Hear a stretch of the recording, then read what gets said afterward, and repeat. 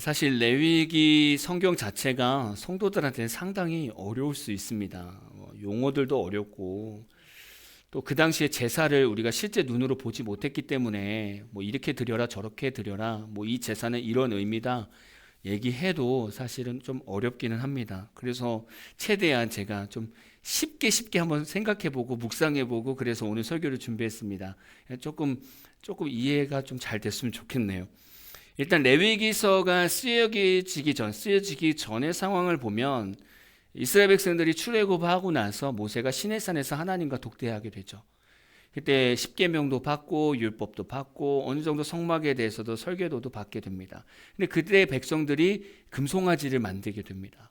그래서 모세가 백성들한테 가서 두 돌판을 던지면서 또 화도 내고 어쨌든 하나님의 그 징계의 말씀도 전하고 다시 하나님께 올라갑니다. 그래서 다시 하나님의 법궤를 받게 되죠.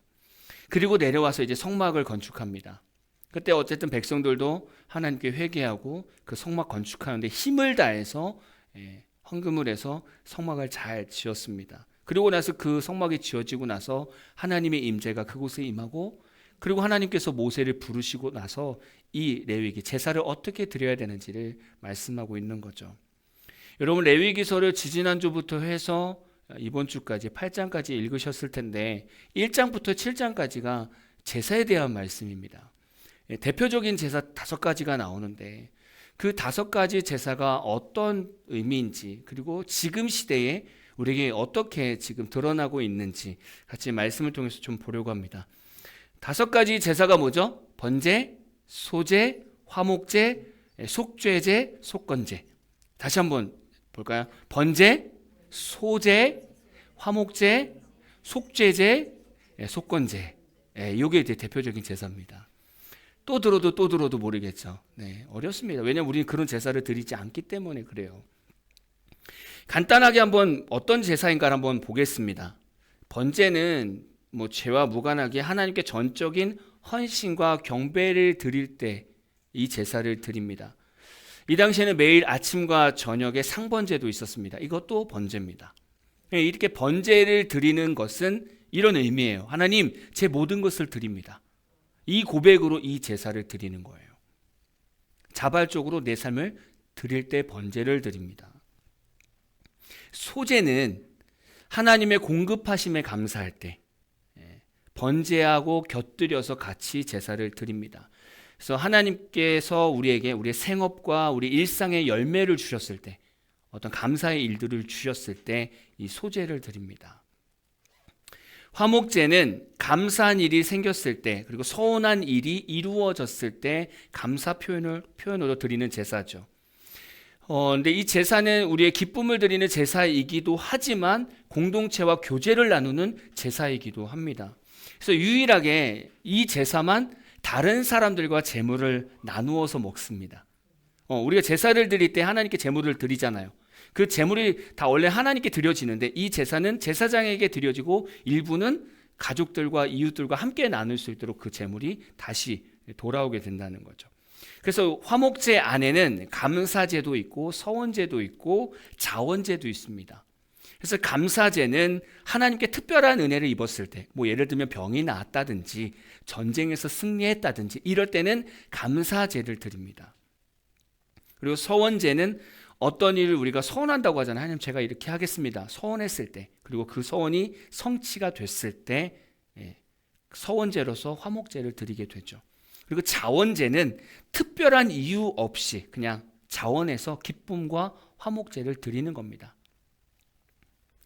네 번째는 속죄제입니다. 속죄제는 제사장이나 지도자들이나 개인이 고의로 하는 것이 아니라 모르게 자기도 모르게 실수로 하나님의 법을 율법을 어겼을 때 처음엔 몰랐는데 시간 지나서 내가 하나님의 말씀을 어겼네 그걸 깨달아지면 이 속죄제를 드리는 겁니다. 한마디로 회개하는 거죠. 제가 하나님의 말씀을 어겼습니다. 이때 속죄제를 드리는 거예요. 뭐 제사장 같은 경우에는 뭐 정결 예식 위반, 정결 예식을 잘못했다든지 부정한 상태에서 부정한 상태로 성소에 들어갔다든지 뭐 이러면 제사장도 속죄제를 드려야 됩니다. 속건제 비슷하잖아요. 헷갈리잖아요. 속죄제와 속건제. 근데 속건제는 성물이나 이웃에게 잘못했을 때 보상과 함께 드리는 제사입니다. 죄에 대해서 회개하는 것뿐만이 아니라 또한 배상까지도 이루어져야 되는 제사입니다. 뭐 예를 들면 누군가에게 잘못을 한 경우도 있을 수 있고 누군가를 속여서 뺏었던 어떤 일도 있을 거 아니에요. 그러면 원래 값을 다 주는 것뿐만이 아니라 그 값의 5분의 1, 20%를 더해서 보상을 해주는 겁니다. 그게 속건제입니다. 물론 여기에는 내가 사람들을 속였습니다. 내가 성물을 함부로 했습니다. 회개의 제사도 포함되어 있는 거예요. 제사도 드리지만 그 제사를 드리면서 배상까지 하는 게 속건제입니다. 이게 좀 이해가 되시죠? 네, 이해가 되죠. 그러니까 소제하고 화목제는 감사 제사이기는 합니다. 같은 감사 제사인데 약간 다른 거는 화목제는 제사를 드렸을 때 제물이 온전히 하나님께 드려지는 것이 아니라 제사장에게만 가는 것이 아니라 일부가 와서 이웃들과 나눈다. 이게 좀 차이가 있고요. 화목제와 속죄제를 또 헷갈리는 건 뭐냐면 우리가 어떤 죄를 회개한다는 차원에서 비슷할 수 있는데 속죄죄는 회개하는 제사라고 얘기한다면 화목제는 하나님께 회개하고 죄가 완전히 용서함 받아서 이제 하나님과의 관계가 회복이 됐습니다. 그래서 감사합니다 해서 드리는 제사가 화목제사예요. 약간씩은 달라요. 레위기에 보면 이렇게 5가지 제사들이 있는데 하나님께서 왜 이스라엘 백성들에게 이 5가지 제사를 주셨을까? 저는 그게 더 중요하다고 봐요. 왜 이런 제사를 주셨을까? 아주 단순한 거예요. 죄로 인해서 단절되는 백성들이 하나님께 나아갈 수 있는 길을 열어주신 거예요. 이 제사가 그런 역할을 합니다. 여러분, 사람이 완벽합니까? 완벽할 수 없어요. 예수님 외에는 죄가 없는 자가 없어요. 우리는 알고 지은 죄도 있지만 모르고 지은 죄도 있습니다. 만약에 이러한 제사가 없다면 우리는 하나님께 나아갈 방법이 없어요. 이 제사를 통해서 하나님께서 죄는 용서하시겠다는 거예요. 또 감사로 드리는 제사는 그의 마음을 받겠다는 거예요. 그 통로인 거예요. 하나님과 관계의 통로가 제사입니다. 그러니까 우리는 이 제사를 드림으로 인해서 하나님과 소통하게 되는 거예요. 어떤 제사를 드리느냐에 따라서 우리의 감사의 마음이 드려지기도 하고 우리의 헌신의 마음이 드려지기도 하고 우리의 죄된 삶을 회개하는 제사가 드려지기도 하는 거죠. 우리가 볼 땐 똑같은 제사 같은데 어떤 제사를 드리느냐에 따라서 하나님께서 흠양하실 때는 다르게 받으신다는 거예요. 우리의 마음을 다르게 감찰하신다는 거예요. 그러면서 이런 게 생각났어요. 마치 우리가 엄마를 부를 때 어떤 톤으로 부르느냐에 따라서 의미가 달라지잖아요. 예를 들면 엄마, 어떤 느낌이에요? 제가 좀 연기를 못해서 엄마 이렇게 하면 어떤 느낌이에요? 사랑해. 그 엄마 마음에 그 엄마라는 단어에 그게 포함되어 있는 거예요. 근데 엄마! 이렇게 하면 뭐가 생각나요? 엄마 사랑해! 이러진 않잖아요? 엄마 왜 내 거 이거 안 해놨어? 화가 날 때 그렇게 얘기하죠. 그 엄마라는 톤에 다 들어가 있잖아요. 또 있어요. 엄마 이건 뭐예요? 뭔가 잘못한 거예요. 점점점 이거 말하면 진짜 엄마한테 맞아 죽을 것 같다. 뭐 이럴 때 엄마 이렇게 시작하죠. 또 하나는 엄마 이건 뭐예요? 뭔가 이제 아쉬운 말을 할 때 돈 떨어졌어 뭐 이럴 때 이제 말투가 엄마 이러잖아요. 그냥 엄마라는 말 이거를 어떻게 표현하냐에 따라서 이미 그 의미가 다 포함되어 있어. 그러니까 이스라엘 백성들이 제사를 어떤 제사를 드리냐에 따라서 우리는 물론 그 의미를 가지고 제사를 드리겠지만 하나님께서 그 제사를 보시면서 아 얘가 어떤 마음이구나. 지금 뭐 때문에 이 제사를 드리는구나. 그거를 그대로 받으신다는 거예요. 그게 이스라엘 백성들의 제사입니다. 만약에 이스라엘 백성들에게 이 제사가 없다면 하나님께 나아갈 방법이 없다면 아마 이스라엘 백성들은 출애굽해서 광야에서 다 죽었을 거예요. 왜냐하면 하나님은 죄를 용납하시지 않기 때문에 이런 제사가 없다면 이스라엘 백성은 그냥 죄 지을 때마다 계속 죽어야 되는 거죠. 근데 하나님은 죄로 인해서 하나님의 백성을 죽이기를 원하시는 것이 아니라 계속 돌이켜서 하나님의 마음을 알기를 원하고 돌이켜서 하나님과 더 교제하기를 원하는 거예요. 그 방법으로 이 5가지 제사를 열어둔 거죠. 이 제사를 통해서 이스라엘 백성들을 귀찮게 만드는 게 아닙니다.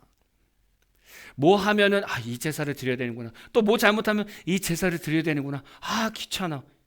귀찮게 만들기 위해서 제사를 만든 것이 아니라 너가 이 제사를 드려야 너가 나와 관계가 회복이 되고 너가 이 제사를 통해서 나한테 감사 표현을 해야 내가 너한테 은혜를 베푼 것을 내가 또 알지 않겠니? 이런 어떤 관계 안에서 이 제사라는 거예요. 그렇다고 한다면 이스라엘 백성들이 지켰던 이 제사가 지금 우리에게는 어떤 영향력을 주고 있을까? 우리 삶에는 어떻게 드러나고 있을까? 이걸 알려면 예수님의 그 십자가 은혜를 먼저 알아야 됩니다. 예수님께서 이 땅에 오신 이후로 우리 예배는 완전히 달라졌거든요. 히브리서 10장 11절에서 14절 표준 세번역 성경입니다. 우리 천천히 같이 읽어볼까요? 시작. 모든 제사장은 날마다 서서 직무를 행하고 똑같은 제사를 거듭 드리지만 그러한 제사가 죄를 없앨 수는 없습니다. 그러나 그리스도께서는 죄를 사하시려고 오직 한 번으로 영원히 유효한 제사를 드리신 뒤에 하나님 오른쪽에 앉으셨습니다. 그리고 그는 그의 원수들이 그의 발 아래에 굴복할 때까지 기다리고 계십니다. 그분은 한 번 자기를 바치심으로써 거룩한 사람들을 만들어내셔서 그들을 영원히 완전하게 하셨습니다. 아멘. 예수님의 십자가 사건이요. 그냥 우리는 예수님의 십자가 사건을 통해서 우린 구원을 얻었어 라고 얘기하잖아요. 근데 그 은혜를 자세하게 표현한 게 이 말씀이라는 거예요. 왜 해결이 됐냐 이거죠. 구약시대를 생각해 본다면 우리가 만약에 구약시대에 살고 있다면 우리는 오늘 맨날 저는 소를 잡아야 될 거예요. 양을 잡든지 저는 계속 여러분이 가지고 오는 재물을 가지고 계속 각을 뜨고 뭐 어떻게든 제사를 드릴 거예요. 어떤 분은 뭐 번제를 드릴 거고 어떤 분은 속죄제를 드릴 거고 그 맞게 제사를 계속 드릴 거예요. 근데 그걸로는 우리의 죄를 완전히 용서할 수 없다는 거예요. 우리의 죄를 완전히 끊을 수 없다는 거예요. 그래서 예수님께서 자신의 몸을 들여서 죄 없으신 예수님이 십자가에 죽으심으로써 그 단 한 번의 제사로 이 모든 제사의 제물이 되신 거예요. 예수님 한 분이 그 5가지의 모든 제사의 제물이 되신 거예요. 그래서 우리의 모든 죄가 거기서 용서함 받는 거예요. 예수님이 속죄제의 제물이 될 수도 있는 거고요. 그래서 우리 죄가 용서함 받는 거잖아요. 그래서 우리가 예수의 이름으로 예배에 나아갈 때 이 5가지 제사의 의미로 우리가 예배가 드려지는 거예요. 우리의 힘으로는 그렇게 할 수 없는 거예요. 예수님이 단 한 번의 이 죽으심을 통해서 영원한 제사가 됐다는 거예요. 영원한 제물이 됐다는 거예요. 더 이상 이제 우리가 제물을 바칠 필요가 없는 거예요. 예수님의 이름으로 우리가 나가면 되는 거거든요. 거기서부터 우리 예배가 바뀐 거예요. 예배가 완전히 바뀌었죠. 그렇다고 한다면 이 5가지 제사가 우리 삶에 어떻게 자연스럽게 다 스며들었을까? 하나씩 볼게요. 첫 번째 번제. 번제는 나 자신 전부를 하나님께 드리는 삶의 결단이라고 말씀드렸습니다. 우리 예배 가운데 일어나는 번제의 삶은 다른 것 아닙니다. 우리가 예배를 드릴 때 하나님의 부르심을 우리가 깨닫게 된다는 거예요. 그래서 어떤 사람들은 예배를 드리다 보면 예배 가운데 기도하다 보면 이런 결단합니다. 하나님 제가 목회의 길을 가겠습니다. 하나님 제가 선교사의 길을 가겠습니다. 하나님 제가 봉사자로 헌신하겠습니다. 이런 결단을 한단 말이에요. 그게 어디서 이루어진다? 예배 가운데. 왜? 그 안에 번제의 제사가 있으니까. 제가 목회자로 부름을 받거나 제가 결단을 했을 때 생각해 보면 제가 책상에 가만히 앉아서 고민하다가 뭐 하면서 먹고 살지? 목회나 할까? 이렇게 해서 제가 목회 길을 결정한 것이 아니라 수련회나 집회 같은 데서 말씀 듣고 뜨겁게 기도하는 가운데 제 마음에서 불타오르더라는 거예요. 그래서 하나님 제 삶을 하나님께 드리겠습니다라고 결단해서 이 자리에 서 있는 거예요. 예배 가운데 온전히 예배가 되고 온전히 예배 가운데 온전히 하나님의 말씀이 선포되면 우리 삶 가운데는 그런 번제와 같은 고백이 이루어진다는 거예요. 우리의 삶을 드리겠습니다. 이 고백이 자연스럽게 이루어진다는 거예요. 제가 과거 사역했던 교회들 중에서 한 교회를 생각해 보면 그 교회는 제가 10년 전에 이제 사역했던 교회인데 그때 제가 사역했을 때가 그 교회가 한 30년 된 교회였었어요. 근데 그 교회에 30년 됐는데 거기 출신 신학생들이 한 명도 없었어요. 교회가 30년이나 되고 성도들이 몇백 명이 됐는데 그 안에 학생이나 청년들 안에서 신학생들이 한 명도 안 나온 거예요. 목회자가 한 명도 안 나온 거예요. 근데 감사하게도 하나님께서 저에게 은혜를 주셔서 제가 청년부 사역하면서 2년차 됐나?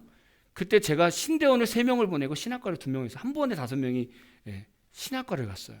그 이후로도 신학생들이 계속 나왔고 그 친구들이 거기서 전도사 사역도 하고 그래서 저는 다른 거 한 게 아닙니다. 걔네 만날 때마다 신학교 가야지 이런 얘기한 게 아니에요. 그냥 예배 뜨겁게 드리고요. 예배 가운데 삶을 결단하고요. 하나님이 어떻게 부르시는가 좀 보자 라고 계속 예배를 드렸는데 그 청년들이 하나님의 부르심에 감동해서 본인들이 결단하고 주의 길을 가더라는 거예요. 우리 예배 가운데는 그러한 번제와 같은 은혜가 있습니다. 이미 그런 예배가 있죠.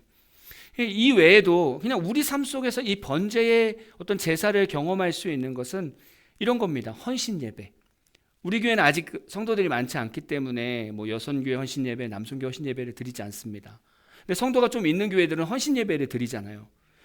그것 자체가 번제를 드리는 겁니다. 헌신 예배 자체가 그 의미가 뭐예요? 저희 여선교회가 정말 하나님께 삶을 다 드리겠습니다. 이 결단으로 예배 드리는 거잖아요. 근데 사실 그 의미를 알고 예배를 드려야 돼요. 그냥 우리 헌신 예배니까 기도 누가 할래요? 성경 봉독 누가 할래요? 그리고 우리 특송하면 돼요. 그게 헌신이 아닙니다. 그 예배를 드리는 순간부터 그 여성교회나 그 남성교회나 그 부서는 삶을 다 드리는 거예요. 그 고백으로 예배를 드려야 되는 거죠. 사실상 우리 교회들 안에는 이미 그러한 제사가 있는데 번제가 있지만 우리가 그 의미를 완전히 알지 못하고 그냥 형식적으로 따라갔던 예배들이 많습니다. 그게 헌신 예배예요. 아니면 새 학기, 새 직장, 뭐 결혼, 이게 인생의 전환점이 있을 때도 우리는 하나님께 삶을 결단할 수 있어요. 하나님, 올해 제가 공부 시작하는데 제 삶을 하나님께 드립니다.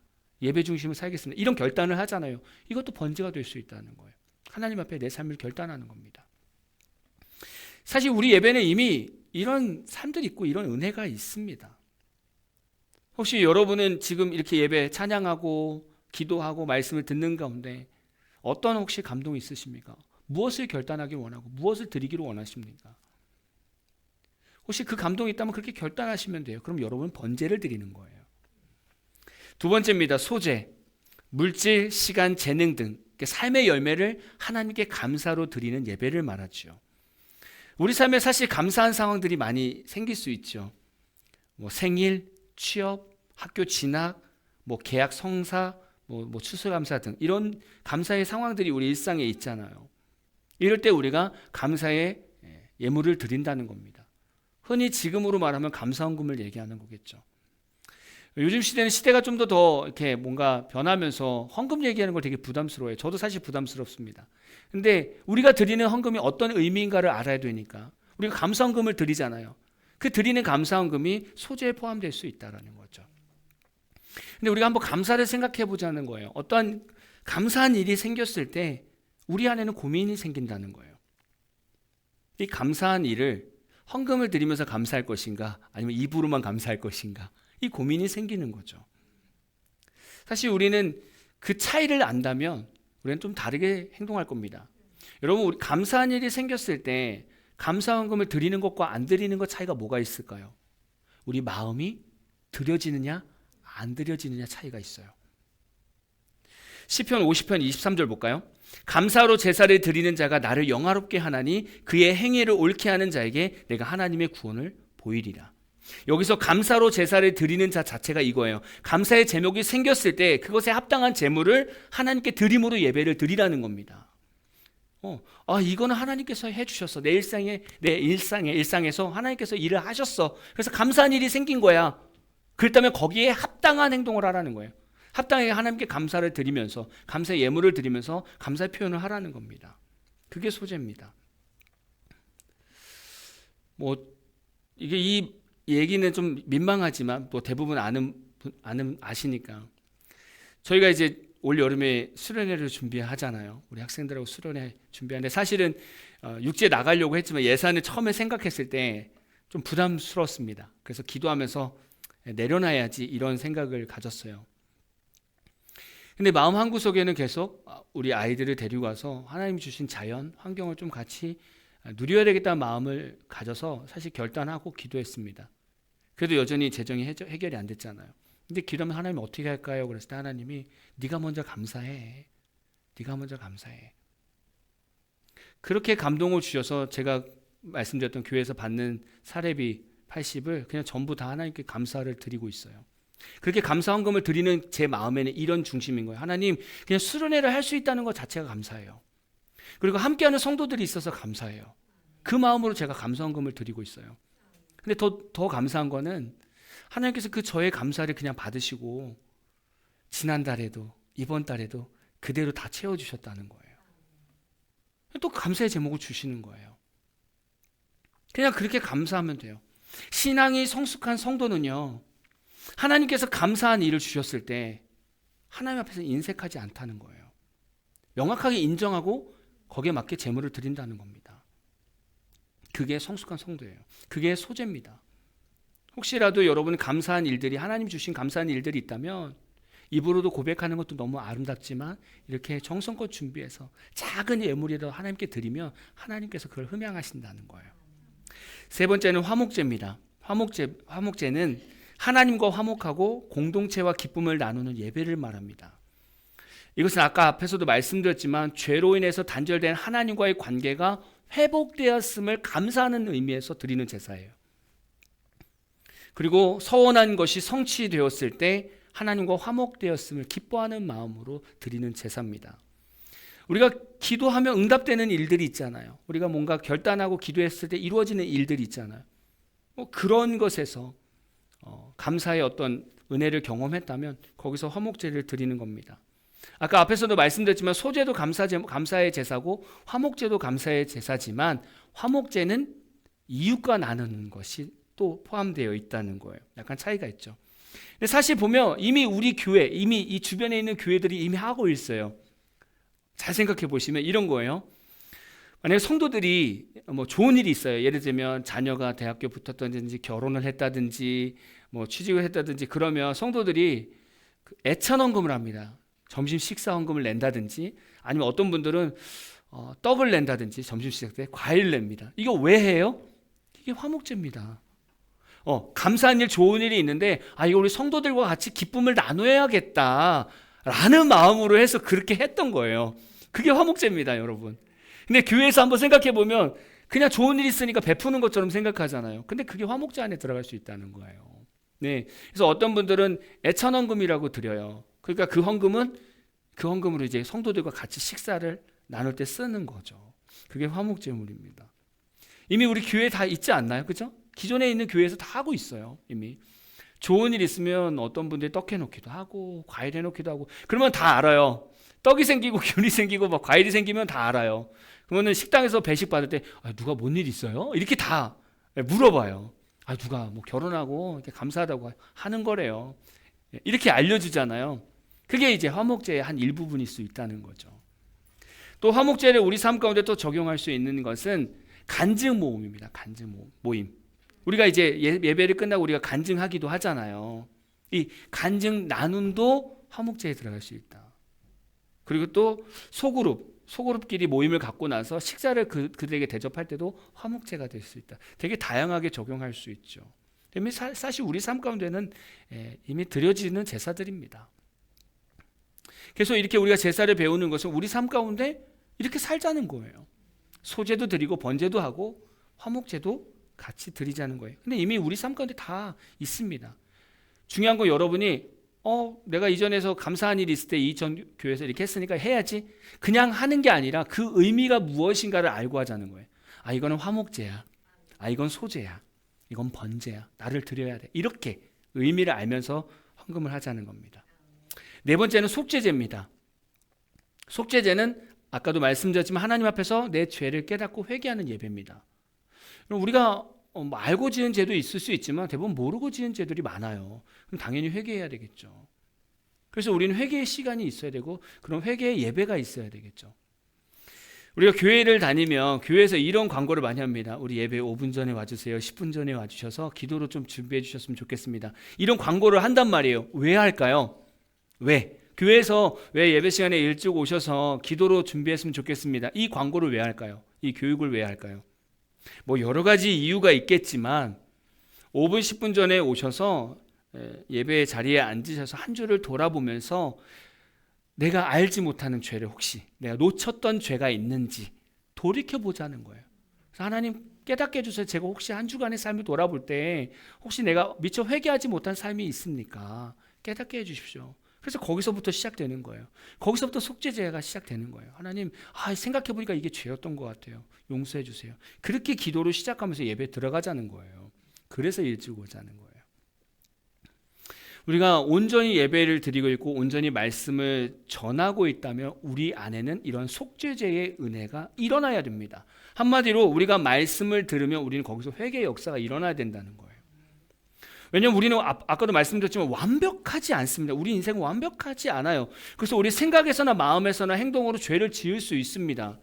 근데 우리가 회개하지 못하고 그냥 지나간 일들이 있을 수 있어요. 있을 수 있어요. 근데 우리가 그 상태에서 우리가 예배를 드릴 때 말씀을 듣는데 갑자기 마음이 찔리는 거예요. 생각해 봤더니 지난 삶 가운데 그런 일이 있었던 거예요. 그럼 하나님께서 기회를 주시는 거죠. 속죄제의 기회를 주시는 거죠. 그때 내가 회개하는 거예요. 하나님, 제가 이런 죄를 지었습니다. 근데 이 시간에 회개합니다. 이렇게 하나님 앞에 나올 수 있다는 거예요. 과거에 이제 제가 여러 교회에서 이제 청년부 사역을 하면서 공통적으로 피드백을 듣는 말 중에 하나가 있습니다. 청년들은 더 순수하잖아요. 그래서 제가 돌려서 말하지 않아요. 물론 지금도 제가 설교를 그냥 거의 직설적으로 하긴 하지만 청년들은 더 직설적으로 합니다. 그리고 현실의 어떤 그들의 문화에 대해서 더 직설적으로 설교를 합니다. 설교를 하고 나면 청년들이, 친한 청년들이 저한테 와요. 목사님, 오늘도 제 뼈를 때리셨습니다. 이렇게 꼭 피드백을 해요. 너무 아픕니다. 그래서 오늘 회개를 참 많이 했습니다. 이런 얘기를 꼭 해요. 저도 마찬가지예요. 그냥 말씀을 묵상하면서 우리 성도들에게 어떤 말씀을 전해야 될까? 감동됐으면 그냥 그렇게 선포해요. 그러다 보면 어떤 사람은 한 주간의 삶 중에서 그 부분이 걸릴 수도 있어요. 그러니까 찔린다는 표현을 하는 거예요. 뼈 때렸다고 표현을 하는 거죠. 그러면서 그 말씀 붙들고 회개하는 겁니다. 저는 그게 우리 예배 가운데 이루어져야 된다고 믿어요.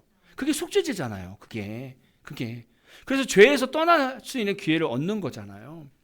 네. 이미 우리 예배 가운데는 그런 속죄제가 있다는 거예요. 네. 이미 우리는 그렇게 하고 있어요. 말씀을 듣고 찔림이 있으면 그 말씀 붙들고 우리는 회개한단 말이에요. 우리가 말씀 붙들고 찔려서 회개하는 그 순간 우리는 속죄제를 하나님께 올려드리는 거나 마찬가지예요. 마지막 5번째는 속건제입니다. 속건제는 하나님의 성물을 함부로 하거나 다른 이들에게 피해를 입혔을 경우에 회복하고 배상하는 예배입니다. 하나님의 성물에 대한 범죄는 이런 거예요. 하나님께 드리기로 한 것을 속였을 경우, 뭐 예를 들면 대표적인 예는 11조입니다. 예를 들면 11조를 드린다고 했다가 안 드린다던가 드리는데 금액을 속인다든지 뭐 이랬을 때는 속건제를 드려야 되는 거죠. 이렇게. 아니면 정결하지 않게 성물을 다루는 겁니다. 교회 물품을 막 다루는 거예요. 그래서 옛날에 이게 뭐 다른 뭐 보수적인 교단 어르신들 보면, 성도님들 보면 막 애들이 강대상 막 뛰어다니고 막 마이크 들고 막 흔들고 막 그러면 엄청 혼냈잖아요. 이런 것 때문에 그래요. 그러니까 성물을 막 다루지 못하게 하기 위해서. 그러니까 속건제에 걸리지 않기 위해서. 그래서 어른들이 교회 물품 막 다루는 거 아니야? 그렇게 가르친 거예요. 예, 되게 지혜로운 거죠. 그리고 또 하나님의 것을 자기 것으로 사용하는 것. 예를 들면 만약에 우리가 교회차가 있는 거예요. 스타렉스가. 근데 성도들이 자기 필요하다고 그냥 훅 가져가서 개인적으로 일 보고 가져오는 거예요. 이런 건 너무 기가 막히고 코가 막히는 일이잖아요. 이런 게 속건제라는 거죠. 이렇게 하면 안 된다는 거예요. 이렇게 하면 하나님의 성물을 범하는 죄라는 거죠. 이럴 때 속건제를 드리는 거예요. 또 우리가 살다 보면 다른 사람들한테 피해를 줄 수 있습니다. 어떤 물질적인 피해든 상황적인 피해든 줄 수 있어요. 손해를 입힐 수 있습니다. 그럴 때 하나님께 나와서 이렇게 속건제로서 하나님께 예배를 드리면서 하나님, 제가 잘못했어요. 제가 저 사람한테 너무 잘못했네요 라고 회개하면서 속건제를 드리면서 마찬가지 20% 배상을 드릴 수 있는 그 마음을 갖는 거예요. 마음만 갖는 게 아니라 실제로 가야죠. 이게 베풀어야 됩니다. 그게 속건제입니다. 사실 우리가 이제 교회에서나 교회 밖에서나 우리가 주로 경험하는 게 좋게 은혜로 그냥 넘어가지 뭐 이런 일들이 사실 많아요. 그냥 서로 은혜롭게 그냥 넘어갑시다 이럴 수도 있는데, 혹시라도 뭐 성도들끼리 뭐 큰 교회들은 자주 있는 일인데 차를 빼다가 주차장에서 차를 박는 일들이 많습니다. 충돌이 많아요. 그럼 당연히 보험 처리를 하죠. 그런 차원에서도 뭐 은혜롭게 그냥 서로 각자 그냥 알아서 합시다 이렇게 말할 수도 있지만, 잘못한 쪽이 있으면 당연히 처리를 해줘야 되는 부분도 있는 거죠. 근데 우리가 종종 교회에서 그냥 서로 그냥 각자 은혜롭게 합시다 이렇게 끝낼 수 있다는 거예요. 근데 그렇게 해도 되지만 이왕이면 어쨌든 내가 손해를 입혔다면 지금처럼 이렇게 속건제처럼 배상을 해줄 수 있는 마음도 가져야 된다는 거예요. 제가 이제 육지에서 아는 집사님 중에 한 분이 공인중개사를 하신 분이 계세요. 이 남자분이신데 가끔 이분하고 전화 통화하다 보면 이분이 이런 말을 해요. 진짜 교회 다니는 분들하고 진짜 일 안 하고 싶다고. 다 웃으시는 거 다 이해가 되실 거예요. 진짜 싫다고 막 이러는 거예요. 어떤 교회에 이제 월세로 어떤 교회가 이제 계약을 했는데 부동산이 이제 어쨌든 계약을 도와줬으면 임차인 임대인 어쨌든 수수료를 받잖아요. 근데 이제 그 계약을 부탁한 장로님은 교회 일이고 교회 좀 어렵고 또 집사님도 교회 다니시니까 연신하는 마음으로 해주면 안 되냐고. 수수료 반만 줬다는 거예요. 한쪽만 줬다는 거예요.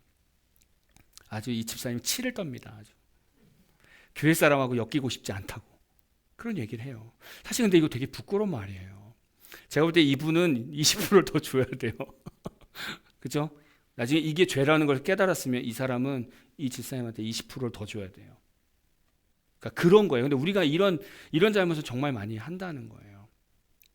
이왕이면 우리가 정직하게 하자는 거죠. 우리가 누군가와 거래할 때도 교회니까 또 교회 다니는 사람이니까 적당하게 좀 은혜롭게 합시다. 그런 것도 있지만 우리가 마땅히 줘야 될 것도 있어요. 사실은 수수료도 그렇고 당연히 줘야 될 거 줘야 됩니다. 저희는 우리 교회는 그랬으면 좋겠어요. 우리 함께하는 교회는 그냥 줘야 될 거 줬으면 좋겠어요. 어려워도 그냥 줬으면 좋겠어요. 우리 생각 속에 저는 모르겠습니다. 다른 교회는 모르겠는데 우리 교회는 생각 속에 이걸 버렸으면 좋겠어요. 싸고 좋은 거. 싸고 좋은 건 없어요. 싸면 안 좋은 거예요. 가이드 분들이 제일 싫어하는 팀이 어딘지 아십니까? 첫 번째 목회자 팀, 그리고 교회 팀. 목회자들이 여행 패키지 오면 가장 싼 패키지에 오셔서 가장 고급스러운 패키지를 누리기를 원해요. 싼데 좋지 않아요. 싸면 싼 데로 가야 되는데 싸게 와서 자꾸 좋은 거를 요구한단 말이에요. 저는 그게 너무 폐를 끼치는 일이라고 생각해요. 내가 그 정도로 누리고 싶다면 그 비용을 지불하라는 겁니다. 그 사람들도 일했으면 일한 대가를 받아야 되잖아요. 교회 다니면 더 정직해야 되는 거 아닙니까? 그러니까 우리 성도님들도 우리 앞으로 이제 교회에 뭐 물건을 사든지 뭐 좋은 일을 할 때 뭘 할 때든지 목사님 저희 싸고 좋은 거 사요. 이런 얘기 하지 마세요. 싸고 좋은 건 없어요. 싼 거 사면 조금 쓰면 그냥 부서져요. 좋은 거 사야 오래 가요. 여러분 옷 사보셔서 알고 신발 사보셔서 알잖아요. 싼 거는요 1년 신으면 밑장 다 떨어져요. 그래서 비싼 거 신는 거 아닙니까? 우리 이 생각이 바뀌어야 돼요. 이런 생각을 가지고 있기 때문에 자꾸 기독교인들이 어디 밖에서 일할 때 자꾸 그런 마음들을 갖는 거예요. 교회 일이니까 조금 싸게 해주세요. 자꾸 이런 말이 그냥 습관적으로 나오는 거예요. 우리 교회 성도들이 아닌데 그냥 사업적으로 만났는데 그 얘기를 한다고 생각해 보세요. 우리 교회가 개념이 없는 거예요. 그거는 수고한 대가를 그대로 줘야죠. 이런 걸 우리가 잘못했을 때 우리는 하나님 앞에 이렇게 회개할 수도 있어야 돼요. 사실 이게 우리가 무심코 넘어가는 일들입니다. 근데 적어도 우리가 하나님 앞에 좀 정직하게 살았으면 좋겠어요. 저도 완벽하진 않습니다. 그래서 제가 이렇게 말씀을 전하면서 저도 다짐하는 거예요. 진짜 싸고 좋은 건 없다. 저도 생각을 버렸고요. 정직하게 하자. 어쨌든 정직하게, 뭐든 정직하게 하자. 줄 건 주자. 이런 좀 결단을 하게 됩니다. 그게 속건제거든요. 여러분 이렇게 5가지 제사를 한번 봤습니다. 좀 이해가 되십니까? 번제는 나를 드리는 거예요. 소제, 하나님께서 감사의 제목을 주셨을 때 감사 표현하는 거예요. 화목제, 내가 죄의 용서함도 받아서 하나님과 화목해졌어. 그리고 좋은 일이 있어. 그래서 하나님께도 감사하지만 내 공동체 지체들한테 같이 이 기쁨을 나누자. 그래서 드리는 제사예요. 속죄제, 생각해볼 때 내가 지난번에 말씀을 어겼네. 하나님 뜻을 어겼어. 하나님 죄송합니다. 회개하는 마음으로 드리는 제사. 속건제, 와서 막 교회 거 막 뒤집어 엎어놨어. 막 내 마음대로 막 쓰고 알고 봤더니 속건제 어긴 거예요. 하나님 말씀대로 어긴 거예요. 그러면 내가 속건제로 하나님께 예배를 드리는 거예요. 그리고 내가 다른 사람한테 피해를 입혔다? 그러면 5분의 1 더 해서 배상해주면서 하나님 저 배상했습니다. 용서해 주세요. 이렇게 제사가 정리가 됩니다. 좀 이해가 되시죠? 근데 사실 우리 예배 가운데 이미 이 5가지 제사는 다 묻어서 나오고요. 우리 신앙생활 다 묻어서 나오고 우리 삶에 다 있어요. 우리가 그게 어떤 제사인가를 몰랐을 뿐이지. 이제는 여러분 삶 가운데 되어지는 일, 또 여러분이 예배를 드릴 때 오늘은 왠지 마음에 막 번제로 하나님께 드리는 것 같아. 계속 하나님께서 뭔가 결단하게 하시는 것 같아. 그럼 그 예배가 번제 예배인 거예요. 그렇게 뭔가 의미를 생각하면서 예배를 드리신다면 더 은혜가 넘칠 것 같아요. 여러분 이제 한 주간 살아가시면서 삶의 예배 가운데도 이러한 일이 있을 수 있습니다. 그 예배 가운데 이 동일한 은혜를 누리는 저와 여러분 되기를 진심으로 축복합니다.